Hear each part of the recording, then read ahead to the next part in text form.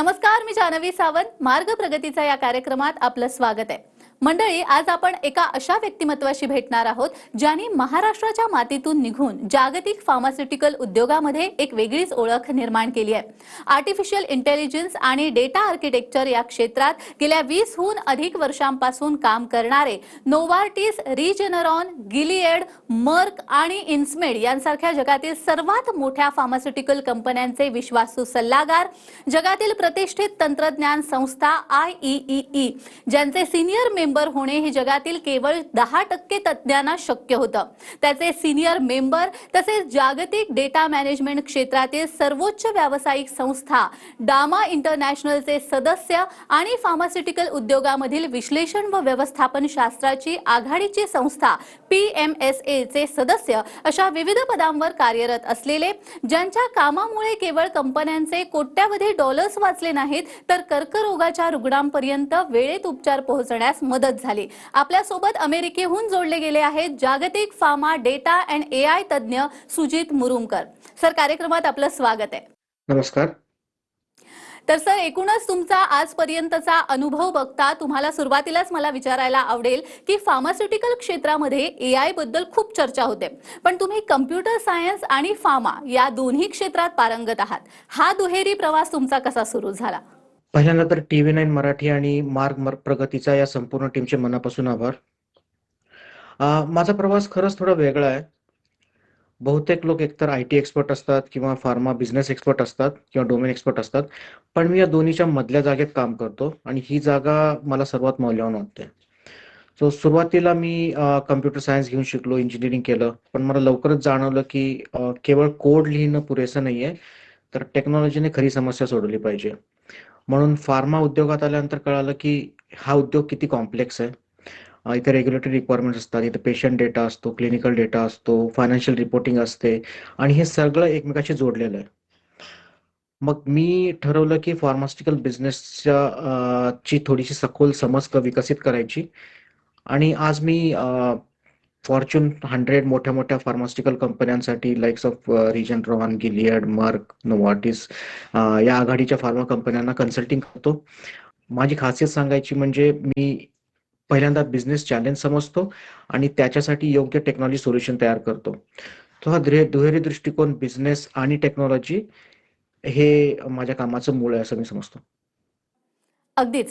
Sir, analytics आणि business intelligence हे शब्द आता फार जुने वाटायला लागलेत. तुमच्या कामामुळे या क्षेत्रात नेमका काय आमूलाग्र बदल झाला आणि तुमचा दृष्टिकोन हा इतरांपेक्षा वेगळा काय? हा खूप महत्वाचा प्रश्न आहे.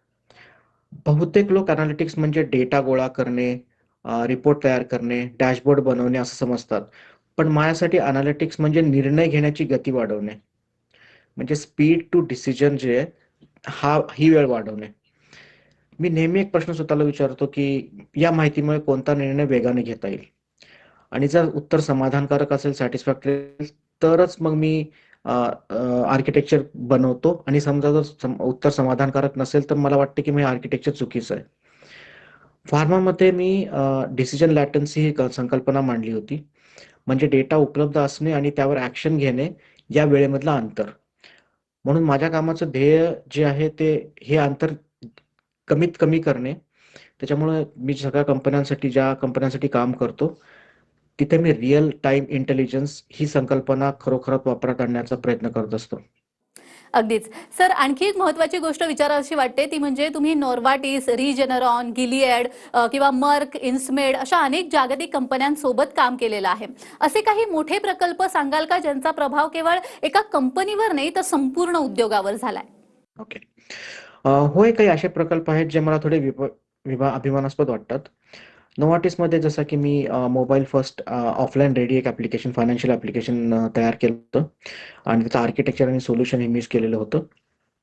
याच्यामध्ये 2 महत्त्वाचे बिझनेस चॅलेंजेस होते. पहिलं म्हणजे डेटा जो होता हा वेगवेगळ्या सिस्टम्समध्ये होता, बऱ्याच ठिकाणी साचलेला होता, एकत्रित नव्हता.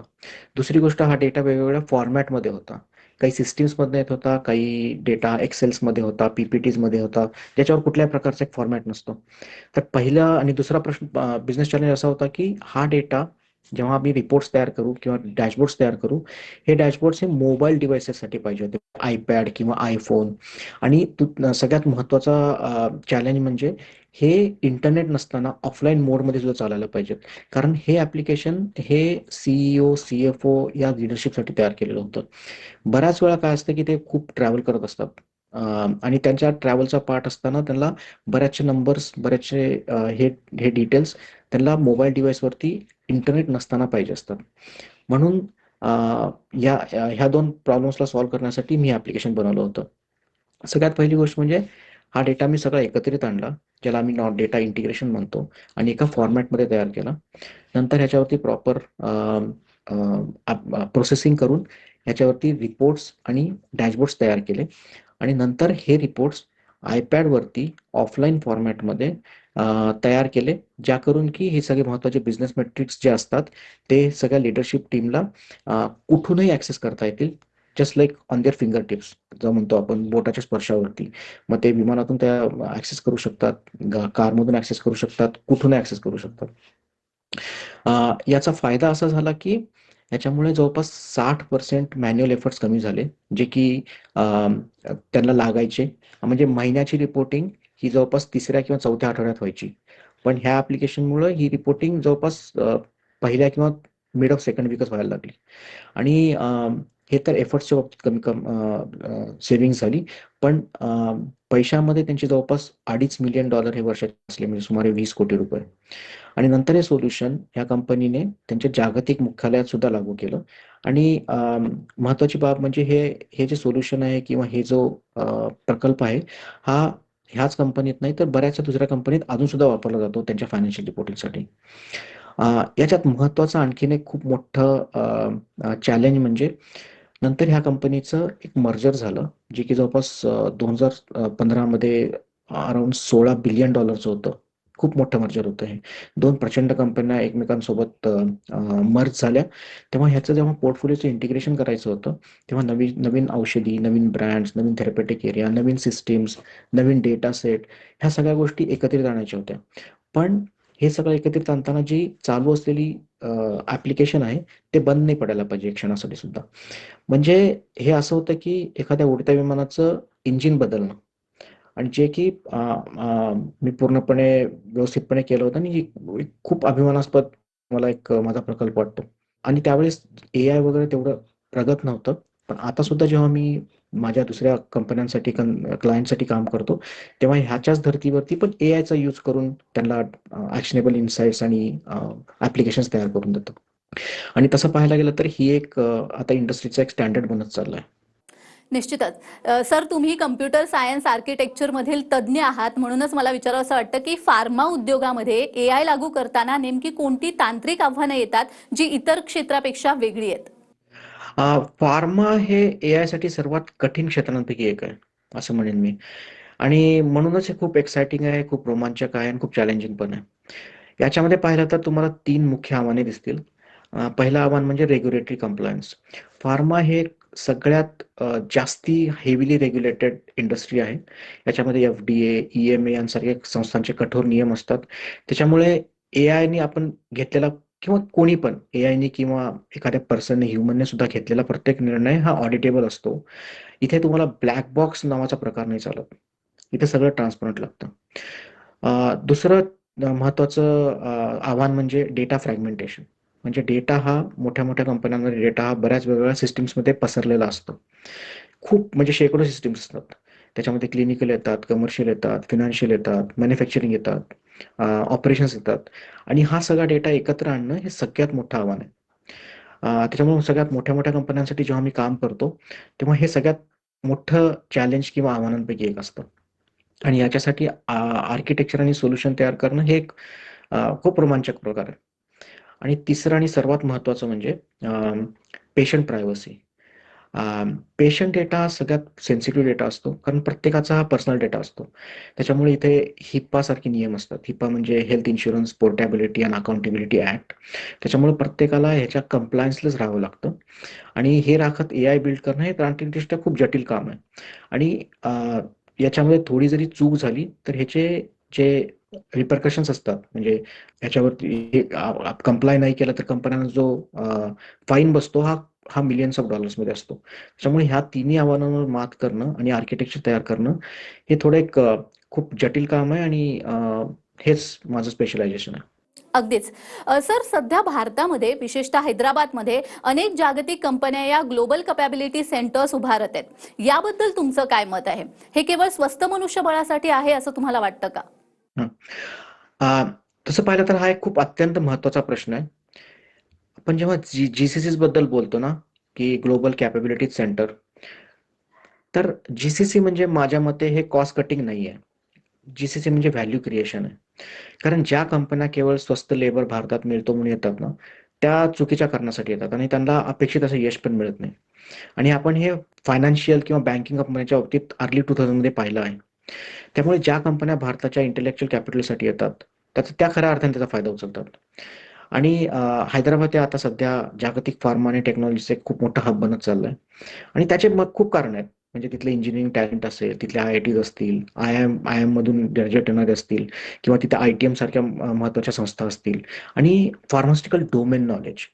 हे एक सर्वात महत्त्वाची बाब आहे, ज्याच्यामुळं की एकत्र आल्यामुळं हे सगळं एक युनिक इकोसिस्टम तयार होतं हैदराबादमध्ये. म्हणून तुम्ही आता जर पाहिलं तर जगातल्या जवळपास टॉप 50 कंपन्यांपैकी ॲट 35 ते 40 कंपन्यांचं जीसीसी सेंटर तिथं बनलेलं आहे. त्याच्यामुळे खूप मोठं टॅलेंट पूल आणि टॅलेंट हब तयार झालं हैदराबादमध्ये. त्याच्यामुळे मी आता सध्याच्या मोठ्या-मोठ्या कंपन्यांसाठी रिजनरॉन, गिलियड, मर्क सारख्या कंपन्यांसाठी कन्सल्टिंग करताना पाहतो, की त्या भारतातील टीम्सला केवळ सपोर्ट फंक्शन्स म्हणूनच यूज नाही करत, तर त्यांना strategic AI, data architecture, data governance अशी महत्त्वाची कामं पण सोपवत आहेत. अगदीच.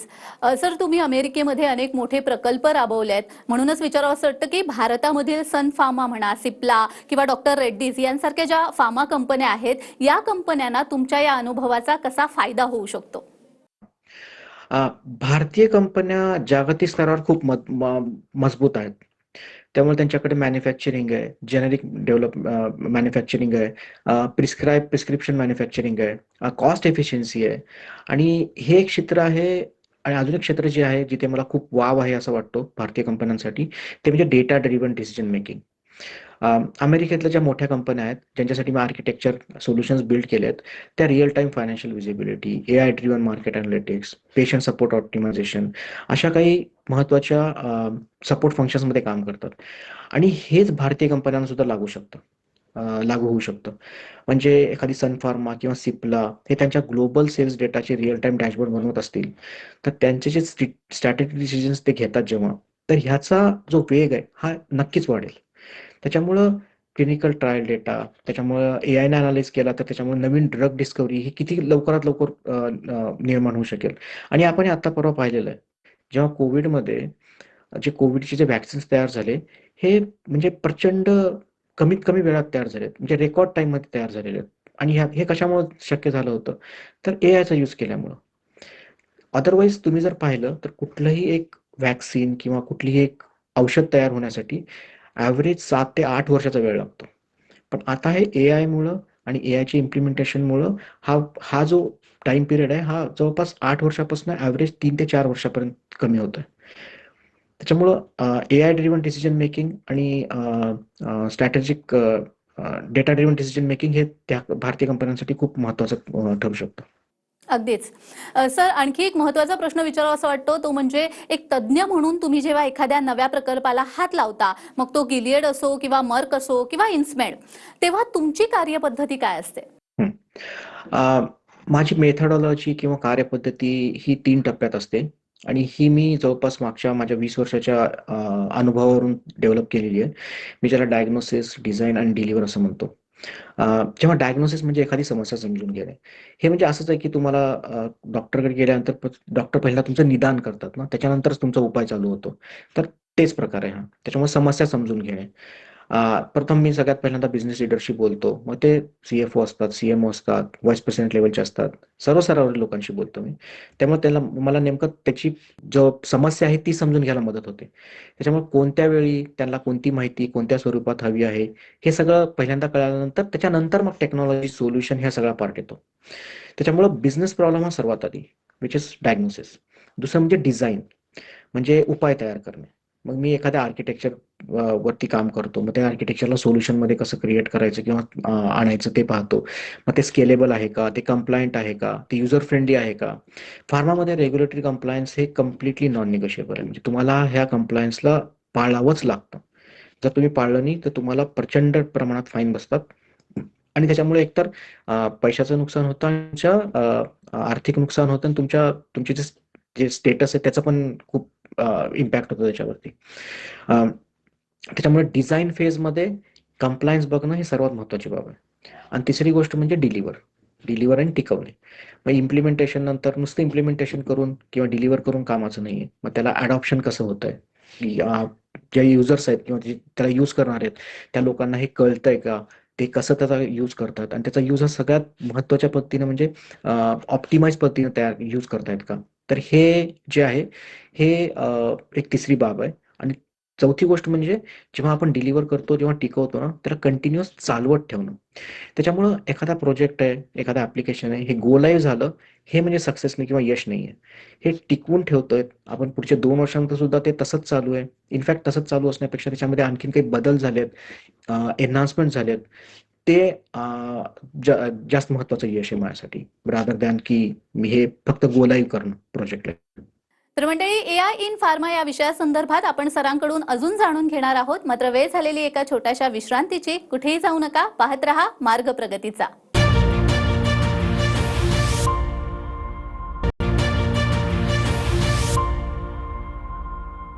विश्रांतीनंतर सर्वांचं पुन्हा एकदा स्वागत आहे. आज आपण डेटा ते निर्णय फार्मा एआय या विषयासंदर्भात बोलतो आहोत आणि यासाठी आपल्यासोबत अमेरिकेहून जोडले गेलेले आहेत सुजित मुरुमकर. सर, TV9च्या लाखो प्रेक्षकांसाठी काय सांगाल? पुढच्या 5 वर्षामध्ये फार्मा आणि एआयचे भविष्य तुम्ही कसं पाहता? हां. तर याच्यामध्ये या प्रश्नाचं उत्तर म्हणजे मला जवळपास महत्त्वाचे 3 मोठे बदल वाटतात. पहिली गोष्ट म्हणजे एआय आणि एआयमध्ये सुद्धा एजंटिक एआय. आज एआय माहिती देतोय आपल्याला, आपल्याला इन्फॉर्मेशन काढून देतोय. आपला आज असिस्टंट म्हणून काम करतोय. उद्या एआय स्वतः निर्णय पण घेऊ शकतो आणि नंतर उद्या परवा ॲक्शन सुद्धा घेऊ शकतो.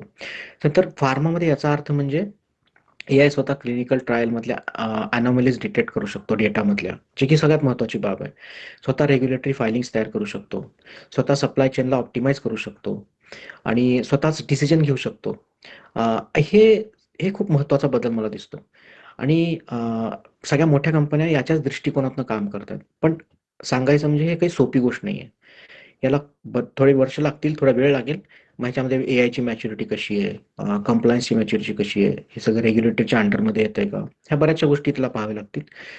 दुसरा बदल म्हणजे आणि हा सगळ्यात मला महत्त्वाचा वाटतो, की पर्सनलाइज्ड मेडिसिन. आजकालमध्ये एक एक वेगळाच दिशा ठरतीये औषध किंवा फार्मास्युटिकल मॅन्युफॅक्चरिंगमध्ये किंवा क्लिनिकल डेव्हलपमेंटमध्ये, की प्रत्येक रुग्णासाठी औषधे पर्सनलाइज तयार झालं पाहिजे. आणि हे पर्सनलाइज ट्रीटमेंट आणि मेडिकेशन हे तेव्हाच शक्य आहे, जेव्हा की हे एआयच्या थ्रू होऊन जाईल. म्हणजे एकाच कॅन्सरसाठी 10 वेगळ्या पेशंटला 10 वेगळे डोसेस त्यांच्यानुसार, प्रत्येक पेशंटनुसार तयार करणं हे एआय शिवाय पॉसिबल नाहीये. आता जसं फॉर एक्झाम्पल मी तुम्हाला एक्झाम्पल देऊ शकतो. नोवार्टिस सारख्या कंपनीचं एक औषध आहे. आपल्याला तुम्ही बऱ्याच वेळा बाहेर ऐकलं पण असेल. एकच इंजेक्शन आहे, जे की 2 वर्षापेक्षा लहान मुलांसाठी वापरलं जातं. 2 वर्षापेक्षा लहान मुलांसाठी आणि त्या इंजेक्शनची किंमत जवळपास भारतीय रुपयामध्ये 18 ते 20 करोड रुपये एका इंजेक्शनची किंमत. पण ते इंजेक्शन जे आहे ते असं डायरेक्ट नाही बनत. पहिल्यांदा त्याचा ज्या बाळाला द्यायचंय त्याचा DNA काढून त्याच्यासाठी कंप्लीट पर्सनलाइज करून मग ते इंजेक्शन दिलं जातं. म्हणून त्याची किंमत एवढी आहे. तर हे जे पर्सनलाइज्ड मेडिकेशन आहे, हे आता सध्या थोडंसं रेअर आहे. पण मला वाटतं की एआयचा यूज करून हे पुढे कॉमन होत जाणार आहे. आणि तिसरं म्हणजे मला यामध्ये भारताची भूमिका थोडी महत्त्वाची वाटते. कारण ज्या पद्धतीने आजकाल GCCs भारतामध्ये जात आहेत, त्याच्यामुळं भारत ह्याच्यामध्ये नुसता पार्टिसिपेट नाही करेल, तर ह्याच्यामध्ये लीड करेल. त्याच्यामुळे तुम्ही पाहताल हैदराबाद, बेंगलोर ह्या ठिकाणच्या ज्या कंपन्या आहेत, ह्या ठिकाणाहून फार्माचं जे एआय सोल्युशन्स तयार होणार आहेत, हे पूर्ण जागतिक स्तरात वापरले जातील आणि पुढच्या 5 वर्षांमध्ये ह्या फार्मा एआय उद्योगासाठी सगळ्यात महत्त्वाची आणि एक्साइटिंग बाब असेल असं मला वाटतं. आणि भारत हे त्याच्या केंद्रस्थानी राहू शकतो. अगदीच. सर, जाता जाता तुम्ही एआय इन फार्मामध्ये करिअर करू इच्छिणाऱ्या तरुणांना आणि एकूणच उद्योजकांना काय संदेश द्याल? माझा संदेश हा फक्त 3 शब्दात असेल. एक तर डोमेन, डेटा आणि डेडिकेशन. डोमेन म्हणजे केवळ कोडिंग शिकू नका. त्याच्या मागे तुम्ही कोडिंग का करताय आणि त्या कोडिंगचा उपयोग काय होणार आहे रिअल वर्ल्ड ॲप्लिकेशनमध्ये ते शिकायचा प्रयत्न करा. यासाठी तुम्हाला फार्माच निवडायची गरज नाही आहे. तुम्ही एज्युकेशन निवडू शकता, बँकिंग निवडू शकता, फायनान्स निवडू शकता, हेल्थकेअर निवडू शकता, ॲग्रीकल्चर कुठलंही डोमेन निवडू शकता. पण त्या डोमेनला समजण्याचा प्रयत्न करा. दुसरं म्हणजे डेटा. डेटा म्हणजे नुसते नंबर्स नाही आहेत. डेटा आपल्याला काहीतरी सांगतं आणि काय सांगतं हे कळून घेणं हीच खरी कला आहे. त्याच्यामुळे डेटा हा नुसता नंबर म्हणून पाहू नका. आणि तिसरी गोष्ट म्हणजे डेडिकेशन. तसं पाहिलं तर कुठलाही प्रवास आणि कुणाचा प्रवास हा रातोरात झालेला नसतो. त्याच्यामुळे माझा प्रवास म्हणून नाही म्हणेल की मी रातोरात झालेलो आहे. एकाच क्षेत्रामध्ये खोलवर बरेच वर्ष जवळपास 16 वर्ष काम केल्यामुळे मला ही जी एक्सपिरियन्स किंवा एक्सपर्टीज मिळाली आहे, ती कोणती डिग्री देऊ शकत नाही, फक्त अनुभवच देऊ शकतो. त्याच्यामुळे उद्योजकांना सांगेन की फार्मा आणि एआयमध्ये अजून खूप काही करण्यासारखं आहे. बरेच व्हाईट स्पेसेस आहेत, ते आपण फिल करू शकतो. भारतामध्ये आता सध्या फार्मा नॉलेज आणि एआय कॅपॅबिलिटीज बिल्ड होत आहेत. त्याचा यूज करून तुम्ही जागतिक स्तरावर एखादे प्रॉडक्ट्स बनवता येतात का, त्याचा प्रयत्न करू शकता. निश्चितच सर. सर, वेळात वेळ काढून तुम्ही आमच्याशी जोडले गेलात आणि एआय इन फार्मा या विषयासंदर्भात खूप छान मार्गदर्शन केलं. त्यासाठी खूप खूप धन्यवाद. Thank you. मी सुद्धा TV9 मराठी आणि मार्ग प्रगतीच्या या टीमचा खूप आभारी आहे. यांनी मला व्यासपीठ आणि ही संधी दिल्याबद्दल. तर मार्ग प्रगतीचा मध्ये आज आपण इथेच थांबतोय. पुन्हा भेटूया एका नवीन विषयासह. तुम्ही कुठेही जाऊ नका. पाहत रहा TV9 मराठी.